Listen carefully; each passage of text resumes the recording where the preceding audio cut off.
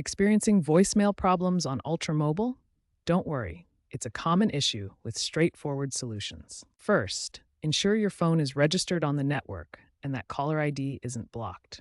A blocked caller ID can prevent voicemail notifications. For basic setup, dial 86 to configure your greeting and PIN, which should be 4 or 6 digits. If voicemail isn't working after setup, try restarting your device or updating the Ultra Mobile app. Problems often stem from outdated software or network glitches. After 5G expansion in 2024, voicemail retrieval failures decreased by 30%.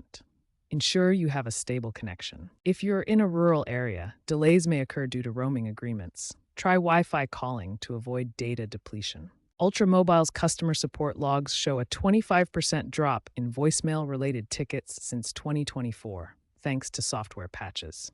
Make sure you have the latest version of the app, version 7.2, released May 2025, for optimal performance. If you've forgotten your voicemail PIN, reset it via the Ultra Mobile app or by calling customer service at 611.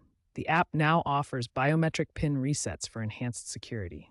As of Q3 2025, Ultra Mobile introduced fingerprint or facial recognition to replace SMS-based resets, preventing SIM swapping attacks. For visual voicemail, integrated into the Ultra Mobile app since mid-2024, ensure your device runs Android 10 Plus or iOS 14 Plus. Enable VM in settings, grant necessary permissions, and sync with your account.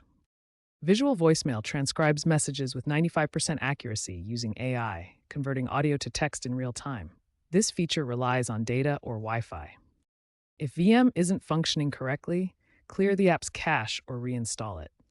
Remember, Ultra Mobile is moving towards voicemail as a service, VMaaS, integrating with third-party apps for hands-free access.